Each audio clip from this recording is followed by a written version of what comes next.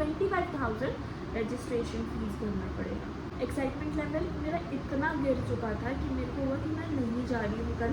मैंने ट्यूसडे की इवनिंग मैंने सोच लिया कि भाई ठीक है अब मेरे को नहीं जाना है, ये लोग फ्रॉड है। तो उसने बोला कि यार रिग्रेट होगा, इससे अच्छा तुम चली जाओ।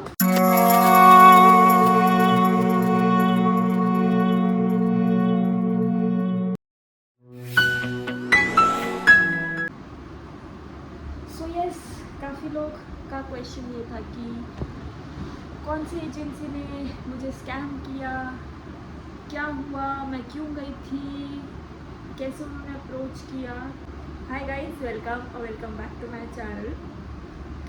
आज का वीडियो हमारा होने वाला है most awaited, most asked video. So basically मैं आपको बताती हूँ कि मेरे पास सबसे पहले एक नंबर से कॉल आता है और मैं किसी वजह से उनका कॉल उठा नहीं पाई क्योंकि मेरा फ़ोन साइलेंट पे था। देन मैंने उनको बैक कॉल किया, with in a few seconds मैंने देख लिया कि उनका मेरे पास कॉल आया हुआ है और मुझे कॉल करना। तो मैंने उनको बैक कॉल किया तो उन्होंने कॉल उठाया और बोला कि हाय आप जेनी बोल रहे हो। मैंने कहा यस। बोले कि I am speaking from casting, मतलब हिंदी में ही बात कर रहे थे और बहुत वैसा उनका लैंग्वेज था नॉर्मल, कुछ जैसे एक इंग्लिश में भी बात नहीं कर रहे थे वो लोग। जेनी हो? मैंने कहा यस। तो ओके मैम, आप ना आपका प्रोफाइल शॉर्ट लिस्ट हुआ है तो आपका हम मीटिंग स्केड्यूल कर रहे हैं जो कि 24 को होगा। तो मैंने कहा कि ठीक है। तो पता नहीं क्यों मुझे ना ऐसा आ रहा था कि कुछ तो मतलब हमें ना ऐसे सेंस हो जाता है कि ये स्कैम है, फ्रॉड है, समथिंग कुछ ऐसा। तो मुझे भी उस टाइम पे हो गया था। तो तब भी मैंने उनको ना ऐसे, मेरा मन तो ना बोलने का मन था कि जब उन्होंने बोला are you interested in this और ये वो फलाना चीज़, पता नहीं क्यों बस मैंने ऐसे बोला। और मेरा हाँ भी ना इस टाइप का है कि हाँ ऐसे करके। तो उन्होंने बोला कि ठीक है आपका मीटिंग हम स्केड्यूल कर रहे हैं 24 को और आप 11 से 6 बजे के बीच आप कभी भी आ सकते हो। तो मैंने कहा एड्रेस क्या है? तो बोले कि अंधेरी वेस्ट और ये वो चीज़ है। मैंने कहा कि क्या आप मुझे व्हाट्सएप पर भेज देंगे ये एड्रेस पूरा अपने ऑफिस का और कब मीटिंग स्केड्यूल हुई है, टाइम वगैरह सब कुछ। उन्होंने बोला हाँ कोई प्रॉब्लम नहीं है। With in a few minute मुझे मैसेज आ जाता है ये वाला, ठीक है, जिसमें मैं देखती हूँ कि टाइम मेंशन है, लोकेशन मेंशन है, नाम मेंशन है एजेंसी का और एड्रेस मेंशन है, ठीक है। और धीरे धीरे मतलब यहाँ तक भी मेरे को यही लग रहा था कि यार 90% हो सकता है फ्रॉड हो, पैसे इनको किसी भी तरीके से पैसे मांग सकते हैं। 10% मेरे को ये था कि ठीक है यार, मतलब देख लेंगे, ठीक है। और मैसेज के लास्ट में आती हूँ और मैं देखती हूँ उसमें लिखा हुआ है कि अगर छोटा बच्चा है तो आप पेरेंट्स को भी लेके आइए। अब जब मैंने ये लाइन पढ़ी, मेरा वो जो 90% फ्रॉड वाला चीज़ था ना वो आ गया 20%, ठीक है। क्योंकि ना मुझे ऐसा लगा कि यार अगर ये लोग फ्रॉड होते हैं तो पेरेंट्स को तो नहीं इन्वॉल्व करते हैं, और वो भी कह रहे कि दोनों पेरेंट आओ, आप ऑफिस में आओ, आपको विज़िट करना चाहिए, ये वो चीज़ है। तो मैंने कहा कि ठीक है यार चल लेंगे, और मैं थोड़ी सी खुश भी हो गई कि यार इतना अच्छे उसके आए हैं। तब तक मैंने इसका इंस्टा पे कोई पेज नहीं देखा, कुछ नहीं देखा। हाँ उससे पहले मैंने देखा था, काफ़ी पहले देखा था कि इनका कोई पेज है, इतना मुझे पता था कोई अच्छे उसका है पेज, जिनके पास अच्छे फॉलोअर्स हैं, अच्छे व्यूज़ आते हैं, ये वो ऐसे करके। लेकिन मुझे इतना ध्यान में नहीं था कि ये वही एजेंसी है। फिर उसके बाद शाम, मतलब मेरे पास दोपहर में ये कॉल मैसेज जो भी आया, शाम में मैंने सोचा कि ठीक है यार एक बार देखती हूँ। और मेरे को ये कॉल आया था 22 को और मुझे 24 को इनसे मिलने जाना था। 22 को आई गेस मंडे था, ठीक है। तो मैंने मंडे की इवनिंग को मैंने सोचा कि ठीक है यार एक बार इनका पेज मैं चेक करती हूँ क्या पेज है ये। मैं इनके पेज पे गई, मैंने देखा भाई इतने अच्छे फॉलोअर्स। मैंने कहा ठीक है यार, मेरा एक्साइटमेंट लेवल और बढ़ने लगा कि ठीक है भाई अच्छे जगह से आया है और इन लोगों ने शायद खुद बुलाया है तो अच्छा होगा। तो फिर इन्होंने मेरे को लिंक्स दिए थे मैसेज में कि जो सिलेक्टेड एडल्ट्स है वो उनका ये प्रोफाइल है, जो सिलेक्टेड किड्स है उनका ये प्रोफाइल, तो मैंने वो भी चेक किया। ठीक है, मैंने कहा ठीक है भाई, तो अभी तक मेरे को कुछ ऐसे जो जो गलत लग भी रहा था वो भी इरेज हो चुका था। ठीक है, मंडे मेरा गया, ट्यूसडे को इवनिंग को, अब जैसे जैसे टाइम बढ़ रहा था ना आगे, मेरा एक्साइटमेंट लेवल और बढ़ रहा था। तो ट्यूसडे की इवनिंग मुझे हुआ कि यार कल मेरे को जाना है, तो मेरे को रेडी करना है सब चीज़ें कि मैं कैसे ड्रेसअप पहनूंगी, मुझे क्या क्या लेके जाना है उधर, सब चीज़ें। तो ट्यूसडे की इवनिंग मेरा एक्साइटमेंट लेवल इतना हाई था कि मैंने सोचा कि मैं एक बार ना इनका हैशटैग्स वगैरह चेक कर लेती हूँ और इंस्टाग्राम पे चेक कर लेती हूँ, उनसे रिलेटेड कोई वीडियो हो जो इनको टैग करी हो ये वो। तो मैंने कास्ट यू करके सर्च किया इंस्टाग्राम पे और मेरे को काफ़ी सारी रील्स आ गई, और ज़्यादातर रील्स तो इनके ही पेज की आ रही थी जो इन्होंने अपने पेज पे बना के डाली थी। वो अब मुझे पता था भाई ये अपना ही फ्रॉड तो कुछ डालेंगे नहीं। तो एक दो मैंने स्क्रॉल किया और मुझे एक दो रील्स मिली। एक रील ये मिली जिसमें एक लड़की है, वो बोल रही है कि उसको बुलाया था इन लोगों ने मीटिंग के लिए, और वो जब मीटिंग के लिए गई तो उन लोगों ने बोला कि आपको रजिस्ट्रेशन फ़ीस भरना पड़ेगा, कुछ 1000 रुपीज़ रजिस्ट्रेशन फ़ीस भरना पड़ेगा, नहीं 25,000 रजिस्ट्रेशन फ़ीस भरना पड़ेगा। तो मेरे को हो गया ठीक है, एक मेरे को मिल गया कि ऐसा कुछ एजेंसी है कास्ट यू जिसने मुझे भी आज बुलाया है और ये चीज़ मेरे साथ भी हो सकती है। ठीक है, एक फिर मेरे को एक और वीडियो मिली जिसमें एक फैमिली है जो अपने बच्चे को लेके जा रही है कास्ट यू एजेंसी में। सेम उसको भी कास्ट यू वालों ने बुलाया है कि आपकी मीटिंग है और ये वो करके फैमिली जा रही है। और फिर वो लोग उन्होंने पूरा ब्लॉग रिकॉर्ड किया हुआ है, छोटा सा रील बनाई हुई है, और उस रील में उन्होंने लास्ट में बताया है कि हम अपने बच्चों को लेके गए थे कास्ट यू में ऐसे ऐसे करके, और इन लोगों ने बोला है कि आपके बच्चे का पोर्टफोलियो नहीं है, तो आपके बच्चे के पोर्टफोलियो के लिए 25,000 लगेंगे अगर हम आपके बच्चे का पोर्टफोलियो बनाएंगे। अब वो चीज़ मैं देख रही हूँ भाई, ठीक है, सेकेंड चीज़ मेरे को आ गई सुनने में कि ये लोग पैसे मांगते हैं। ठीक है, अब ये सिर्फ दो ही चीज़ में ना मेरा एक्साइटमेंट लेवल ज़ीरो कर दिया। जो मैंने दो रील देखे इनके बारे में, एक्साइटमेंट लेवल मेरा इतना गिर चुका था कि मेरे को हुआ कि मैं नहीं जा रही हूँ कल, कोई मीटिंग नहीं है, कुछ नहीं है, नथिंग, मैं कुछ नहीं जा रही, कहीं नहीं जा रही, किसी से मिलने नहीं जा रही। तो और हाँ, इनका मेरे पास ना ट्यूसडे के आफ्टरनून में इनका मेरे पास ये मैसेज भी आया था जेंटल रिमाइंडर के नाम से कि कल आपको ऐसे ऐसे करके आना है ये वो। मैंने कहा कि ठीक है ऐसे करके, ठीक है।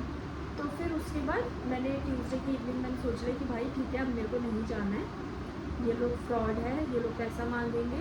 लेकिन फिर कहीं ना कहीं बैक ऑफ द माइंड मेरा ये चल रहा था कि यार मेरे पास तो अपना पोर्टफोलियो भी है, ठीक है।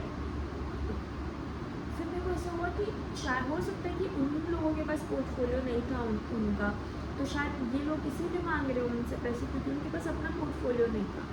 लेकिन मेरे पास तो मेरा पोर्टफोलियो है मॉडलिंग का, तो सिर्फ देखते हुए किस बात के पैसे मांग रहे हैं, ठीक है।